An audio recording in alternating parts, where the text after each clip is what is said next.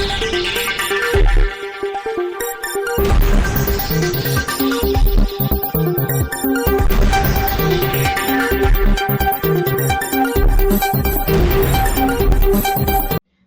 દર્શક મિત્રો, આપ જોઈ રહ્યા છો શિનોર સમાચાર। શિનોર તાલુકાના પુનિયાદ ગામે નલ સે જલ યોજના અંતર્ગત પાઇપલાઇનની કામગીરી દરમિયાન પેવર બ્લોક ઉખેડી નાખવા ઉપરાંત પાઇપલાઇન લીકેજના સમારકામની મનસ્વી રીતે કરાયેલી કામગીરીથી જવાબદાર તંત્ર વિરુદ્ધ ગ્રામજનોમાં ભાર રોષની લાગણી ભભૂકી ઉઠી।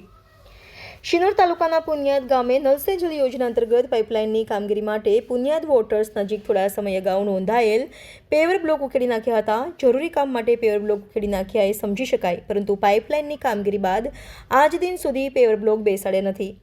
આ સિવાય ચોમાસાની ઋતુ પહેલા પાઇપલાઇનનું લીકેજ બંધ કરવા ઊંડું ખોદકામ કરી સમારકામ કરાયા બાદ જૈસે તે હાલતમાં છોડી દેવાતા ચોમાસાની ઋતુ દરમિયાન વરસાદી પાણીનું વહેણ પડી જતા બાજુમાં આવેલ ખેતરનું ધોવાણ થતાં ખેડૂતને નુકસાન પહોંચ્યું છે।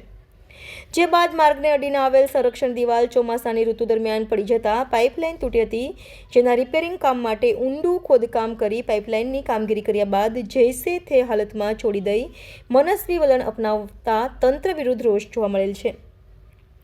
આ સિવાય સંઘના સ્થળે ઓવરફ્લો પાણીના નિકાલ માટેની યોગ્ય કામગીરી કરાઈ નથી, જેના કારણે સંપ નજીક ગંદકી જોવા મળી રહી છે। આમ લાખો રૂપિયા વેડફાટ બાદ નલ સે જલ યોજના બિનઉપયોગી સાબિત થઈ છે।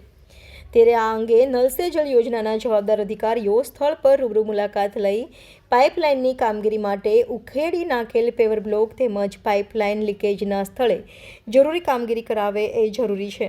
રિપોર્ટર જેસલ વસાવા સાથે સંજય ખત્રી, શિનોર સમાચાર, શિનોર।